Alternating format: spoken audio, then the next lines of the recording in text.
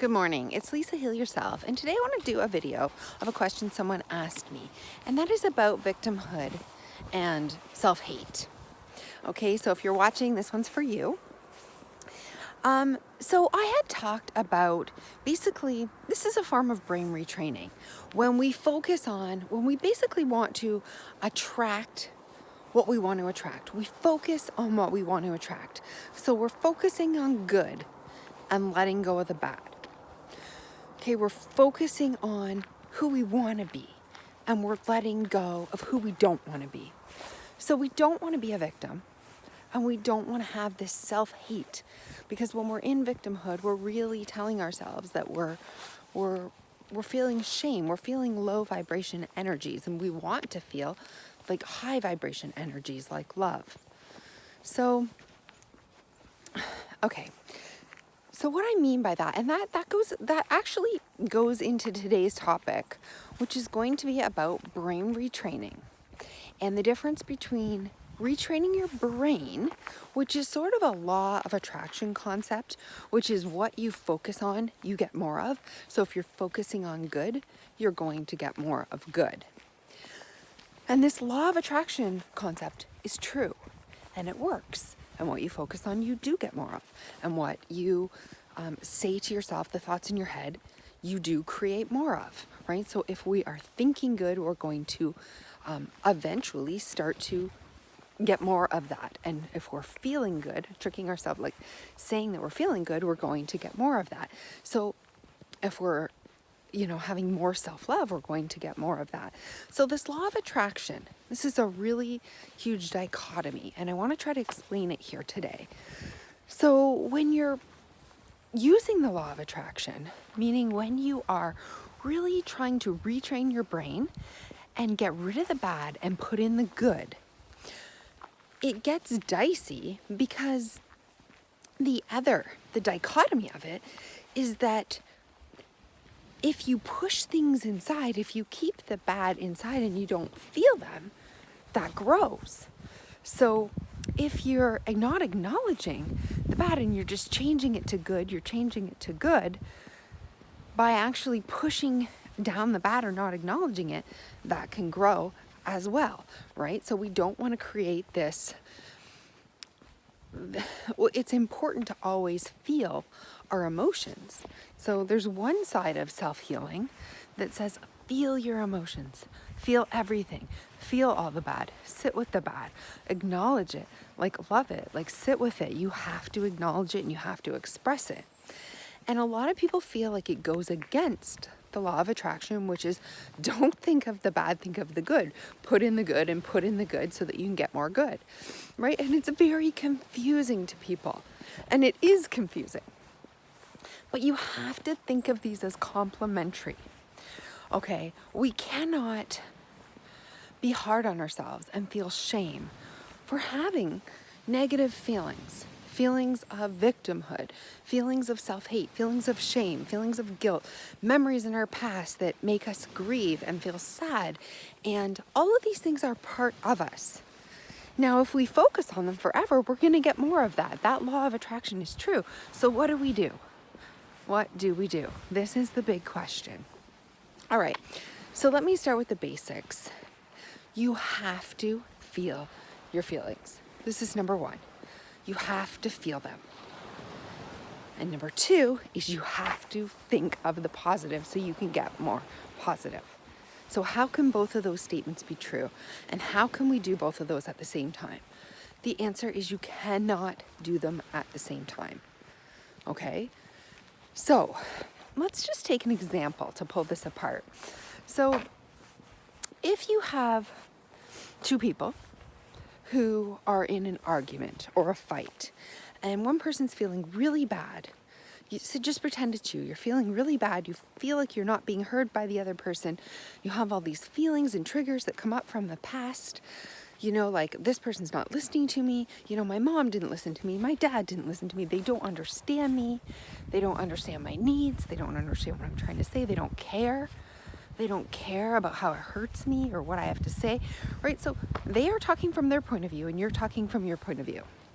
You have all these bad feelings. Well, you're suddenly not going to replace it and go like, I love this person. Everything's great. I don't have these feelings. I don't feel bad. I'm just going to move on. Because that's not truth. So in life, as in that fight, you would resolve it.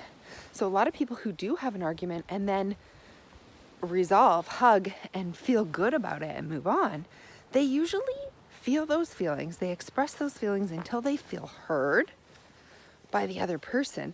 And suddenly, whatever it is, minutes or hours into this argument, something happens and they feel heard. They feel heard, they feel listened to, they feel like they said what they needed to say. It was acknowledged, it was witnessed, it was seen, and it was understood. Somehow it was understood by the other person. And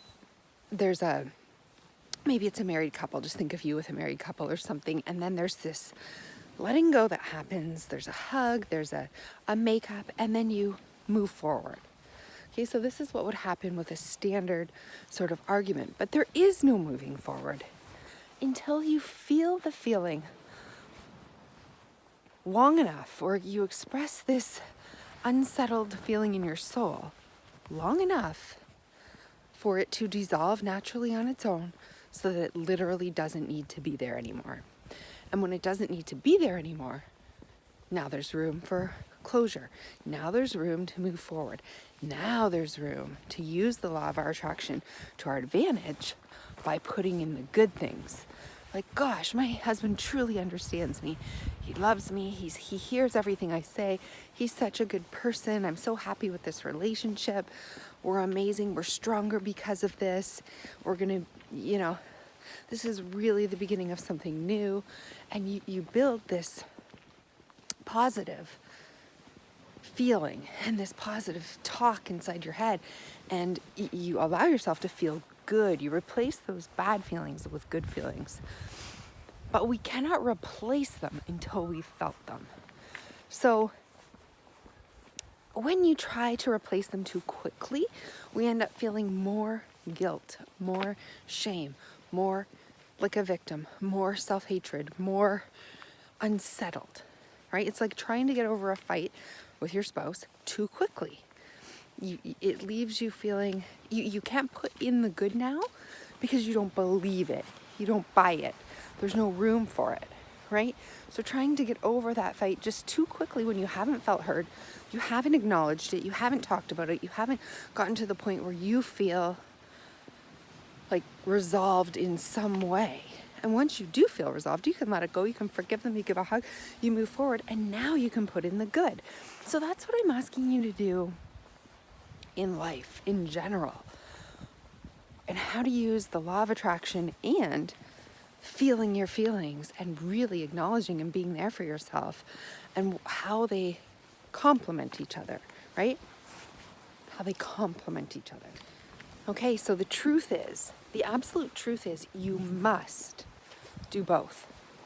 Okay, because there are people out there who are really good at acknowledging their feelings, journaling about their feelings, meditating on their feelings. And these are usually negative feelings, because if you have a chronic illness or chronic symptoms, you're going to be focusing on the pain, on the parts that hurt you, on the memories of the past, of everything that you've lost, of everything that makes you feel like a victim, and everything that keeps you down, right? And we ruminate on this. And when we do, we literally grow it. And we don't want to do that. And part of us knows we shouldn't do that. So we force ourselves into moving into replacing it with positive feelings too quickly. And the reason why it's too quickly is because if we don't feel resolved enough, if we don't feel like we've been heard, if we don't feel like there's just this inner, like, I can let this go now and move forward, then we can't use the law of attraction successfully. So, but a lot of people, when they start to use the law of attraction, they feel better. They start to use the law of attraction. They start to replace and change their habits, change their brain, put in the good, right? But then they they dig back in there. They look for more bad. They look for a way to bring it back. So as in that fight with your husband, if you felt resolved, you feel okay, you've forgiven each other, you've hugged, you move forward, you replace it with the good, like my husband's great, our relationship is strong, everything's working out, I'm so happy in this marriage, and you're feeling positive, right? If then he starts to do something that annoys you, and you start to dig back in your past and bring up all these things again that have seemingly already been resolved. So a lot of times if we do this, it's because we haven't actually resolved that. We move too quickly into the forgiving or the resolution phase, or we can't let it go. And our mistake is when we bring the positive back in, we are just reliving old patterns here, and we're looking for things to pick apart. We're looking for ways to feel unloved or unheard or whatever, because we're used to that, and we're just bringing ourselves back there and recreating it as a subconscious negative pattern. And it actually has been resolved, but our subconscious doesn't really know that because it's used to looking for proof that he doesn't really care about you, or that he doesn't understand what you're trying to say, or whatever. Okay, so but we're not talking about a relationship here. So what I want to say here is I want you to see if you can spot the difference. So one is we feel a feeling from our past. We feel our emotions about our illness, about our symptoms, about what's happened, about a memory, right? These are all memories from the past, usually, that come up and haunt us. And when we feel these memories, we shouldn't push them down. We shouldn't shove them inside. We shouldn't say, oh, it's not appropriate to feel this right now, or I can't feel this, or I can't allow myself to feel this. When we're feeling it, we need to acknowledge, I need to feel something. This is when we go into our meditative state. This is when we do our journaling. This is when we talk to that person. This is when we express how we're feeling to ourselves. We express everything. We cry, we feel it, we sit with it, we do the inner child work, we tell that child we love them, and it is okay, 100% okay for them to feel this, and that we acknowledge it, and that we hear it, and that we will sit with them as long as it takes for them to feel heard, valued, seen, witnessed, and loved. And I promise you, you will not stay like that forever. At some point, you will stop crying. At some point, you will feel like you can get up off the couch. At some point, you will feel like your journal session has ended. At some point, you will feel resolved. This is the moment here. This is the moment. Once we have literally felt heard and we felt resolved in our own body, and we have sat with it without getting up to do our to-do list, without getting distracted, without checking your email, without doing anything else, but you sit there with that inner child of yours who is begging and needs to be heard, and you 100% commit to hearing it. When the child feels ready, whether that's minutes, hours, or the whole day, it will be ready. You will know when it's ready. And when that child is ready to get up and rejoin life again, that is when you use the law of attraction and we break our negative patterns. That is when we say, that's over. It's behind us. And now we replace it with something new, something more positive. We replace it with what we want in the future, and we lead that child there. We replace it with goodness, good thoughts. We start to plant the seeds. We start to grow what we want. We break the patterns we choose. We choose the statement we wish to feel about the world, and we repeat it. We say it. We put it in there. And when our mind says, but, and tries to pull us back there, we don't have to go there, because we know that that's not actually an emotion that needs to be felt. That's a subconscious thought pattern trying to pull us back. So there's a difference between emotions that truly need to be felt and seen and witnessed and understood and loved. There's a difference between that and a subconscious thought pattern, thoughts, the hamster wheel, the anxiety, the limbic system, which is the fight or flight system, that is activated, out of control, scanning for fears, looking for ways to keep you safe, and it's remembering bad things from the past and saying, yeah, but what about this? What about this? Think about this. Be prepared in the future so that you don't get hurt again, so I can keep you safe. So there's thoughts, these thoughts, they try to pull you back, and those are the thoughts that we don't allow, and we say, no, we're going to think about good things. We are choosing to be this person now, right?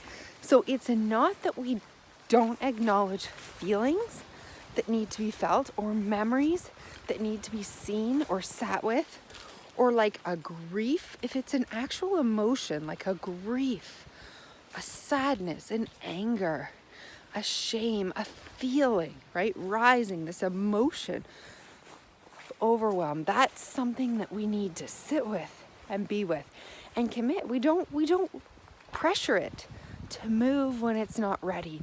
We hear it, we listen until it moves itself, until it becomes ready. It feels naturally resolved on its own. It feels loved and seen. It knows you're going to sit with it. It will move. Then we replace, and we really work on breaking our habits that pull us back, those fears, those thoughts, those voices in our heads that are just lies. They're just programs that are running that try to pull us back and say, yeah, but this, yeah, but that. They're not really emotions. They are actually thoughts. Okay, and this can be very tricky for some people, because they're like, yeah, but I'm practicing and it feels like lies, and I'm breaking these patterns and I'm replacing them with good things, but my mind is telling me this and my mind is telling me that. And that's just you in a battle with your subconscious patterns, in a battle with your subconscious mind. And so we need to learn and to get really good at being aware of what is the feeling, what is that emotion trying to rise within you, like that, those tears that are trying to come out, and somebody just says a couple of words to you and you overfill with crying because you need to say something. That's an emotion. But this program that's running in your mind that's fear-based and says, what about this? What about that? How, I'm no good. And it tells yourself lies, right? And it keeps repeating memories from the past. It just keeps playing them like old tape recorders. It's not actually emotions. It's just these visuals and memories and thoughts and judgments about yourself and interpretations. And that's what we need to break. We need to break those patterns. I want to tell you the truth right now. And the truth is that there is nothing wrong with you. There's nothing wrong with you, okay? You have a past, you have emotions that need to be felt, that need to be seen, that need to be acknowledged, that need to be loved and understood. You just need to feel what you're feeling. There is nothing wrong with you. You need to be able to feel what you feel without pushing it away, without telling it to hurry up, without trying to change it. Just letting it be what it is and sitting with it and hearing it. And then you need to give yourself a happy ending, right? Because some of these things that we're feeling are stories. Some of the thoughts, they're not true. You just have emotions that need to be felt. And when they're felt, you're looking for a happy ending. Everyone is looking for a happy ending. So at the end of the story, give yourself the happy ending. Give yourself the positive future, the happily ever after that you're craving. That's all we're doing here. We're taking a story that's kind of a shit story, and we're finding the good. We're listening to it. We're being with those feelings. And then we're saying, there's nothing wrong with you. There's nothing wrong with those feelings. You can have those feelings. You can feel all of that and still have a happy ending. And I'm going to put in thoughts that show you that give you that move you towards that.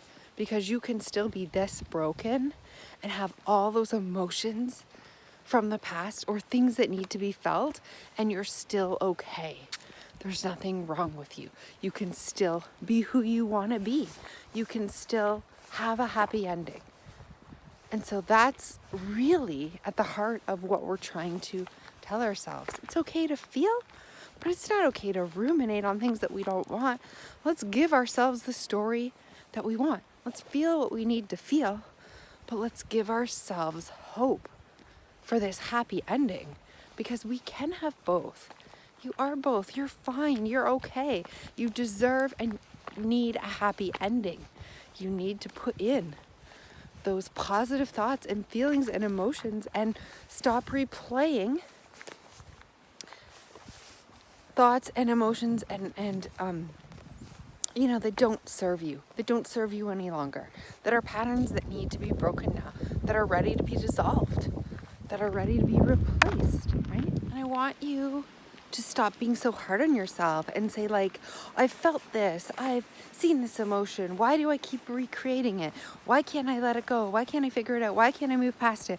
I'm so stupid. And start to like feel self-hate towards yourself and like anger, and like there is nothing wrong with it.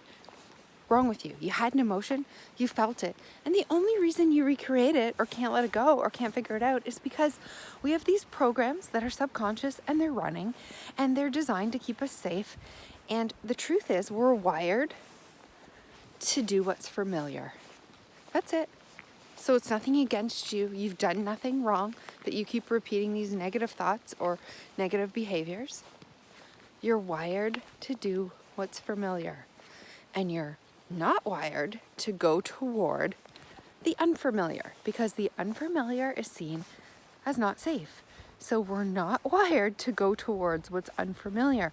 And what's unfamiliar to you right now, because you've gotten into a pattern loop in your mind, this subconscious pattern loop, is feelings of goodness and joy and love and expanding and doing things and moving forward and taking chances and risks and going out in the world and making connections. And right now, unfortunately for you, that is not familiar. So why do you keep playing, these thoughts over and over of self-judgment and criticism and anger and like focusing on symptoms and the pain, and even though in your mind you should, like, there is nothing wrong with you. So don't get so hard on yourself and blame yourself and get more into self-hate over not being able to end this victim story. Because what's happening here is all you're doing is you're wired to stay with what's familiar and to not go with what's unfamiliar. But your body's just trying to keep you safe. So if you're not familiar right now with the pattern, that it takes work to break this pattern.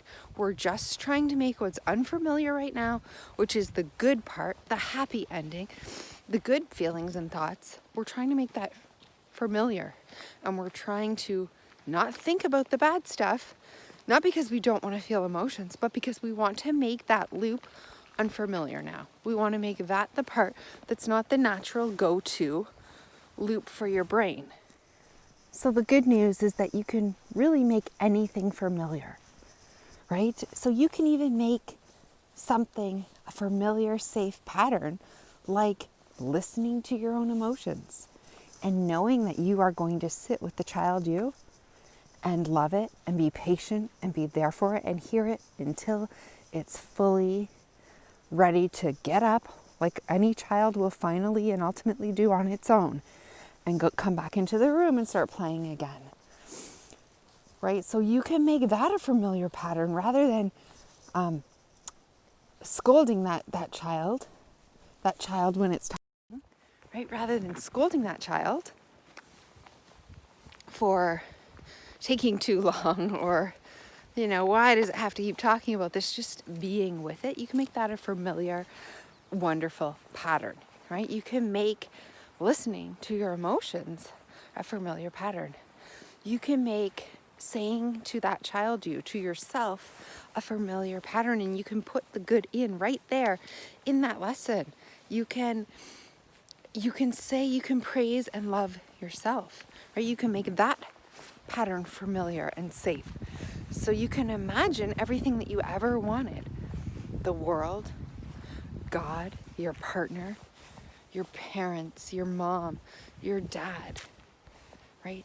To have said to you or to say to you in this moment, like, I'm proud of you. I love you. You're doing a good job. You're such a good person. You have so many special gifts and talents. I'm so lucky to have you. You know, we can say these things to ourselves. We literally can say them to ourselves. We can change our brain and rewire our brain by starting to tell ourselves positive messages, by starting to say to ourselves, replacing that, you're so stupid, you'll never figure this out, you're worthless, like, why do you always have to have this symptom or this pain? And we can stop saying that, and we can start saying, you're good, I love you, I'm proud of you, you're doing a great job, you're kind, you're loving, you're an amazing person, you deserve a happy ending. You deserve everything that you've ever wanted. You're special. You're amazing to sit there and feel your feelings. I'm so proud of you, right? I love you. It's okay. You can reassure yourself with these thoughts. You can change your thoughts.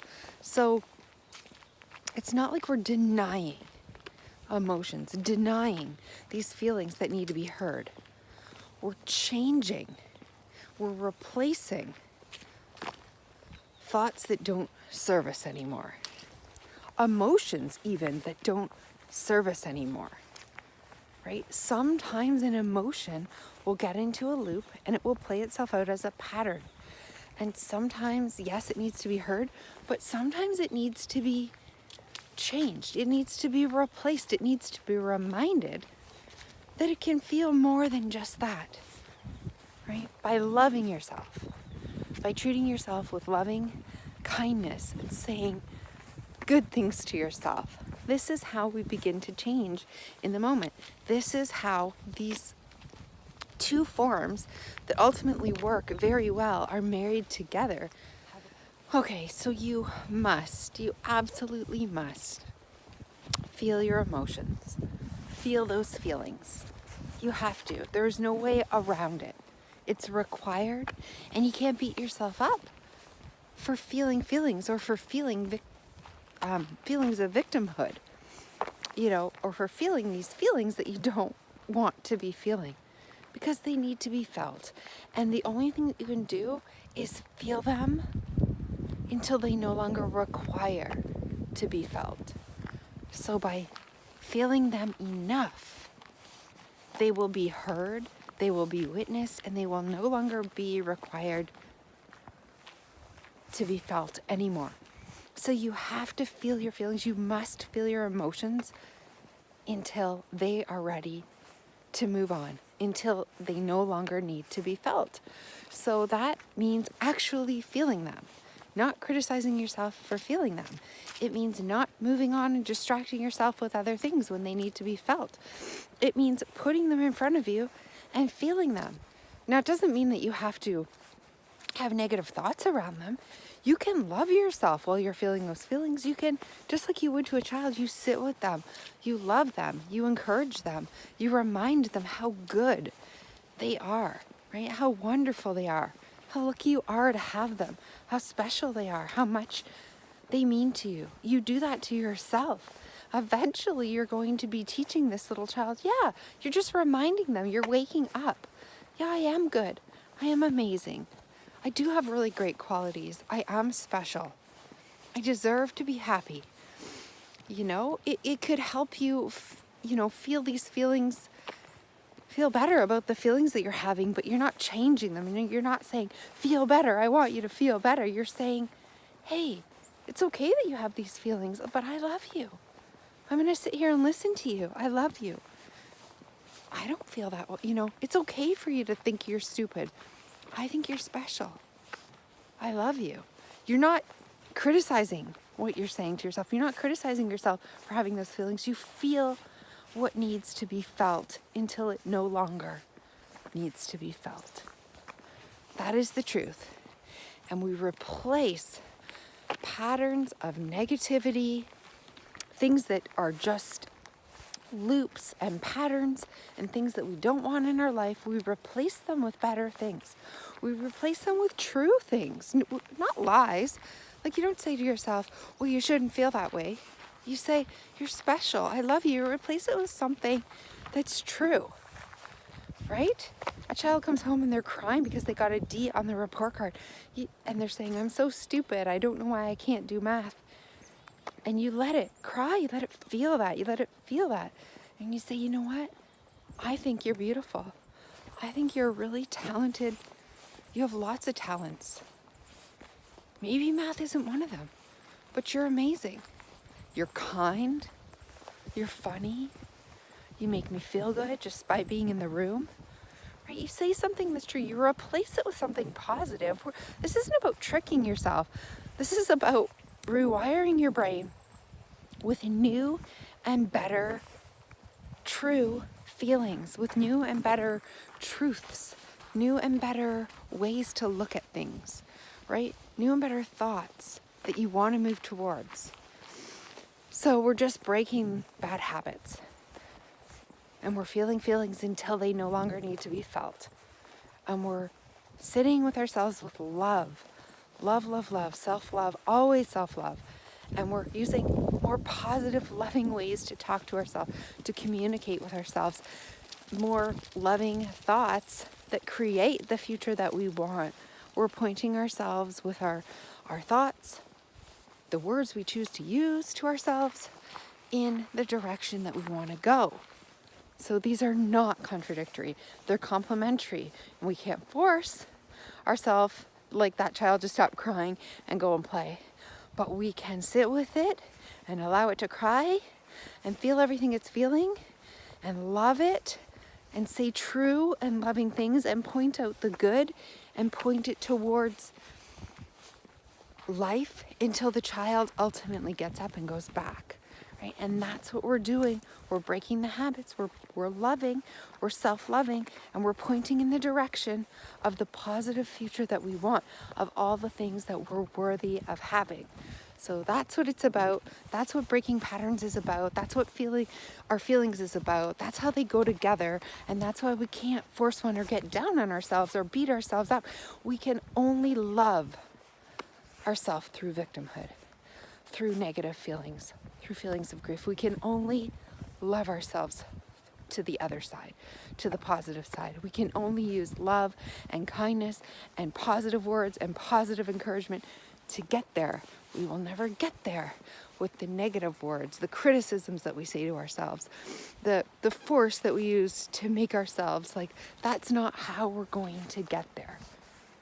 So you get there with love, patience, compassion, positive words, positive reinforcements, sitting through whatever needs to be sitting through, like a loving, kind thoughts that are sending us towards our future, not sending us towards something that we don't want in our lives or a pattern that no longer serves us.